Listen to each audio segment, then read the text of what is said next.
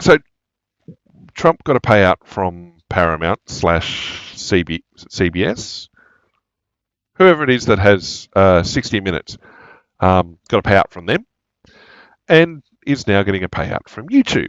And we talked about the letter written by Alphabet / Google to the House Judiciary Committee, and then that was then published by Rep. Jim Jordan on Twitter, and a lot of people were pretending it didn't exist because it made everyone look bad. That was the article that I saw in the Post Millennial, but not where much else, where Google admitted to subverting the voices of people critical of the COVID-19 response and critical of various other bits and pieces, of taking steps beyond, so for suppressing, shadow banning, deleting accounts of people who, whilst they were creating content within the guidelines, within YouTube's guidelines and Google's guidelines, were still being shut down because the Biden administration didn't like it. And everyone's screaming about Trump being an authoritarian. But, anywho, I didn't know that he had sued Google as well, or Alphabet, and he's now won. So YouTube / Google is paying $22 million to Donald Trump. Not going to him directly. He has said that he wants to go to the Trust for the National Mall, which he said is then going to be used to contribute towards payment for the ballroom at the White House. It's an interesting way. And then a couple of $1 million to a bunch of other people as well. And it appears to be a settlement, not a court-driven thing. Because, so yeah, a whole bunch of social media companies suspended the accounts. Meta, so Facebook, I didn't realize, I must have missed it, paid $25 million US at the start of the year in acknowledgement of the fact that, well, Insta and Facebook and all the other Meta companies had banned him, or suspended his accounts. X, under, well, Twitter as it was at the time, under Jack Dorsey. I don't think Elon Musk has suspended any of Trump's accounts since he took over, but another 10 million. The settlement doesn't constitute an admission of liability. Well, everyone's just going to see it as that. The timing, that it came a week before a scheduled hearing to discuss the case. And again, it comes on the heels of the letter that I talked about, which are the reinstatement of people who'd been banned, shadow banned, and deleted for COVID misinformation and things.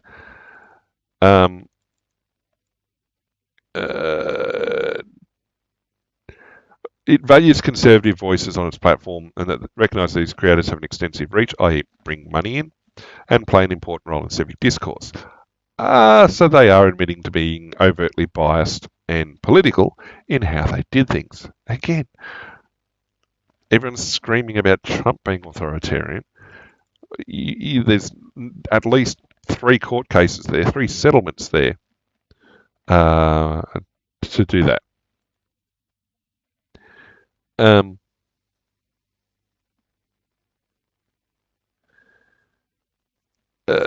Yeah, no. Well, I don't know if this was a YouTube thing, but his Twitter account at the time was shadow banned, suspended, and it's like this statement could apply to the Twitter one as well, but it was shown to be false. That if inciting violence, when the last message that Trump attempted to send that was suppressed was basically go home in peace, do not cause any, like, go in peace, go home. And that message was suppressed. And so people were like, Trump ordered this. Well, no, his messages actually said, go home, don't be violent, go home. And yeah, well, they weren't certifying Joe Biden at the time. And, well, we talked about numbers and stuff like that. Yeah. Got to get a stab in. Got to get a stab in. Anyway,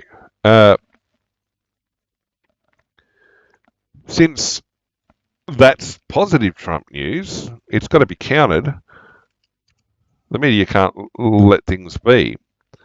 They've got to go after it. Trump's political hit list. Okay, so Comey was indicted for lying to Congress. Okay, it seems fairly cut and dried what he did. It's being run through the system and everything else. The last significant apparently politically driven case of someone being arrested or indicted for lying to Congress was Roger Stone, who was he's a neocon more than anything else, but he was in Trump's orbit and helping Trump out and everything else like that. He was arrested with a 6 a.m. FBI raid on his house, no knock, kicking the doors sort of thing, scuba swimmers in the river behind the house, all that sort of stuff. The guy was in his 60s, 70s, he's no history of violence or anything like that. But basically they've come in boots swinging, hoping for some sort of conflict with the camera crews from CNN and, well, the media was there, but CNN in particular.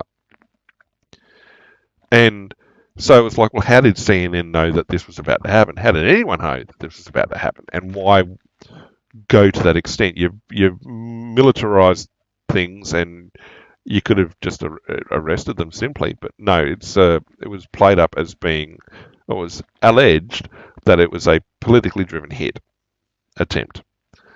And the fact that the indictments had been leaked to CNN, hence why they were there and everything else, was also done for political smear reasons. Okay, so people were like, okay, that was bad. Some people were like, oh, he deserved it. Others were like, look, irrespective of whether you think he deserved it or not, the being indicted, the process by which it was carried out is not appropriate.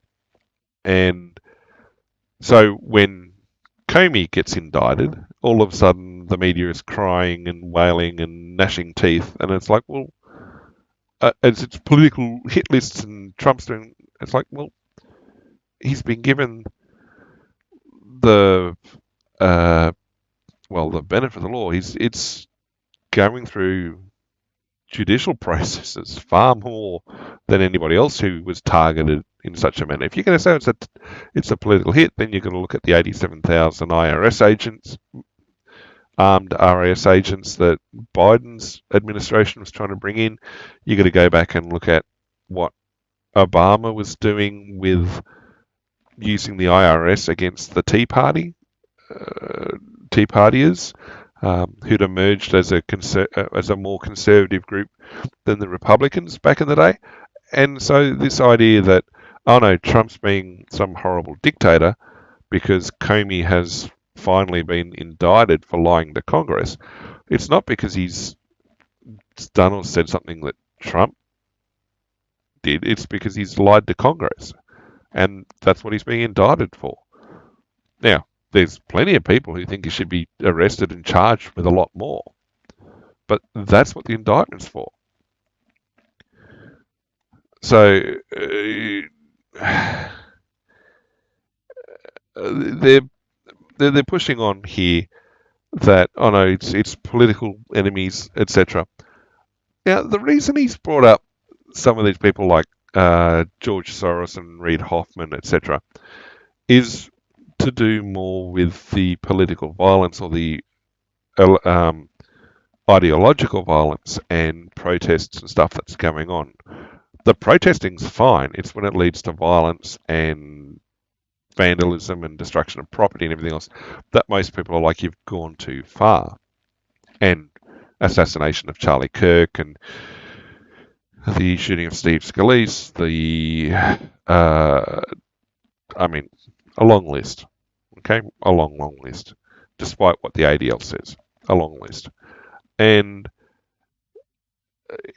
it's reasonable, irrespective of which side of politics is doing this or is claiming to do this. It's a reasonable statement to say we should be chasing down, investigating whether or not there are organisations continually funding what ends up being political violence in the streets, because that is consistent political violence by one party or one group that's chasing or forcing an ideology is the literal definition of terrorism.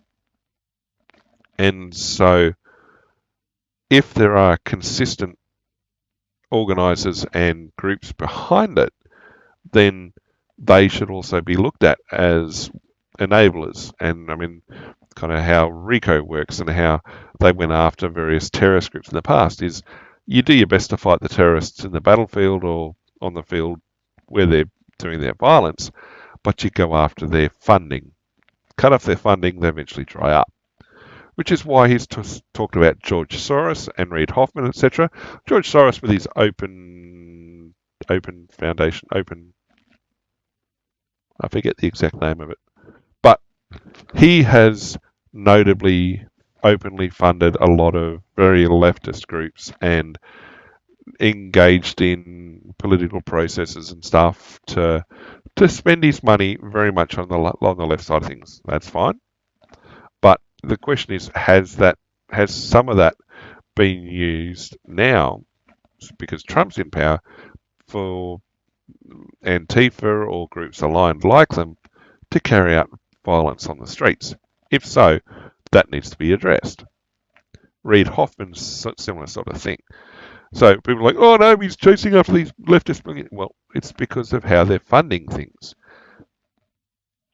And, oh no, he's chasing after Letitia James, the Attorney General of New York.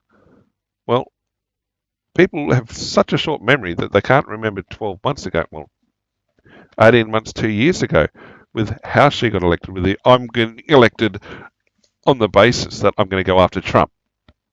That's it. That's why she was elected. And the lawfare, as it's called, that was carried out against Trump in the state of New York, SDNY, Southern District of New York, and the various cases and court cases, and they're the reason why people say, oh, Trump's a convicted felon. Well, no, it was a long stretch. It was bending the legislation and the law so hard that even people that weren't necessarily Trump supporters, but who were very, very, very well-respected lawyers coming out and going, look, no, you've gone too far. You've violated various rights under the Constitution. You've engaged in, I forget the term, where it's basically a targeted. They've created legislation specifically to target him that then expired immediately after the prosecution started. That they judge shopped, they stacked things as much as they could, and still the guy walked free. So, yeah, Letitia James, John Bolton, well, he deserved it, and it showed up that he had, classified material, which they tried to nail Trump to the wall on, but let Biden go on. But they had more than just that. He said some stuff, and he was suspected of leaking material, and fine, if that's the case. I mean, General Flynn got hammered for far less. Adam Schiff, oh, there's he runs his mouth, because the moment he stops running his mouth, people are going to look at what he said, and there's some evil stuff in what his background is. But hey, look, you can oppose Trump, but you go to the extent that Schiff has, or there's some stuff there which is like, you question whether that is legal even under the ability of congressmen or senators to say things in Congress. Yeah. But anyway, there's no hiding that Trump doesn't like those guys. And he's certainly going through judicial processes. Hasn't gone about it. Certainly hasn't weaponized the system the way that the Democratic Party did against specifically Trump, between 2020 and 2024, and even before 2016. It's just you then look at it. It's like, well, where's their corruption? And yeah, I mean, okay, he sees them as radical leftists. Yep, fine, not a problem. You can see that. And I mean, that's crap. That is utter crap. Sorry to say. The Justice Department is not traditionally independent from White House interference.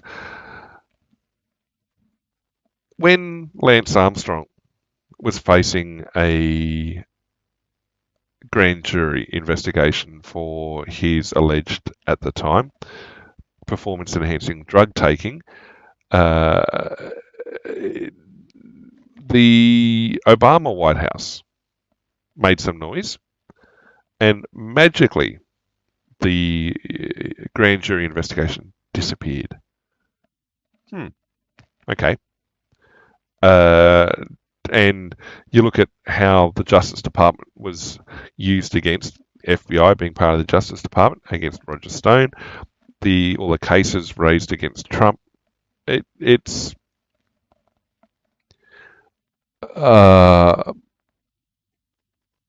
and subsequently all the payouts, all the admissions that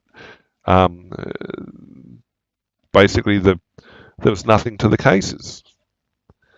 So career prosecutors, it's kind of been tradition that district attorneys are fired by the incoming administration. Bill Clinton kind of was a classic example of that. Wipe the slate clean to appoint district attorneys he wanted. And that's certainly politicizing the system. So it's just falling out. They're complaining, they're whining, they're crying that Trump is using the system within the boundaries of the system, as we've seen in previous whinging articles, that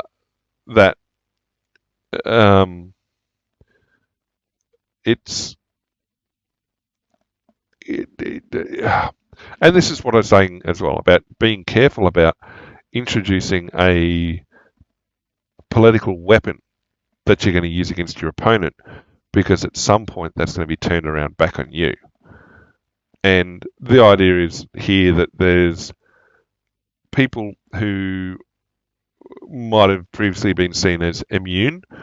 No, they're coming under criticism and mishandling things. It's just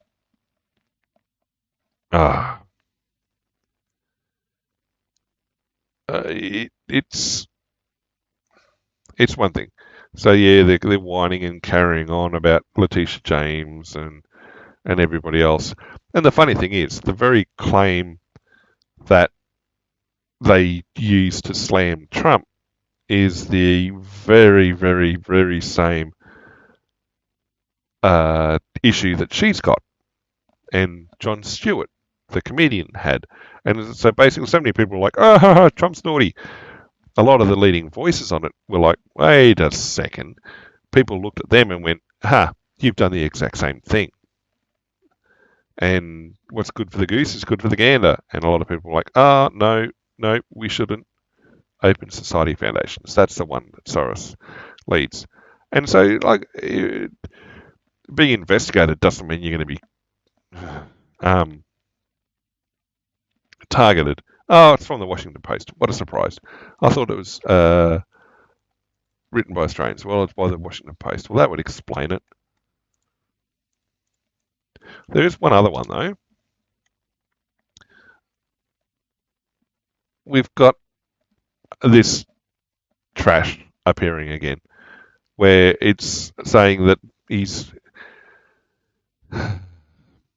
being a dictator. Again, we just talked about how Biden's administration was used the systems to target Trump and his circle. And I mean, there's times when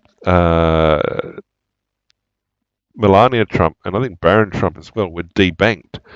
At some point, the banks refused to do business with them because of political pressure. And it's like, no, everyone looked the other way. Everyone looked the other way. But it's time to be yelling and screaming about this. This is now false. It, it's a statement of fact. When it's not a statement of fact, it's was alleged to begin with. It was alleged Russian interference, and the investigations showed that, well, there was none, and subsequent investigations showed that it was a political hit that came out of the Hillary Clinton campaign. Subsequent information that's come to light in the last 6 months or so is now showing the involvement of, or at least the awareness by the Obama administration of what was going to happen. And there were elements of the Russian interference claim which were quite salacious. They came out of 4chan as a joke. And so, yeah, there were plenty of people, generally not people with loud voices, who were laughing non-stop at these claims because they knew where they came from. They knew how much they were, how inaccurate they were, how much they were lies. And even the media at the time refused to initially buy it because they were like, this doesn't meet enough standard to go. And then, well, I guess it's been a downward spiral ever since. So, yeah, it's no allegation, evidence of serious misconduct in Trump's team. So I saw an interview with Comey about Flynn, about General Flynn, and he said that basically the FBI went, well, we can rush people down to the White House and get them in to talk to Flynn without going through White House counsel and everything else. So they basically broke protocol in order to do this. And Comey basically said, well, basically every other White House would have told us to pound sand.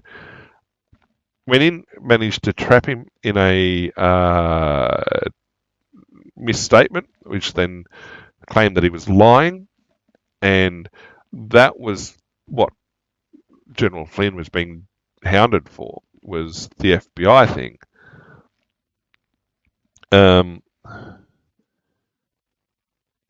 Paul Manafort, well, I don't think it was a Russian alliance.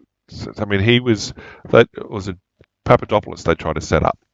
There was a couple of them where it was quite clearly sting operations that were set up to try and take down members of Trump's team and things like that. It's just like, well,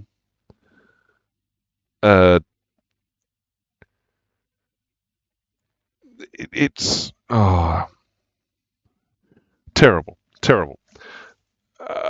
Yep, I agree. Trump has certainly got a thirst for revenge on it, but it's honestly, it's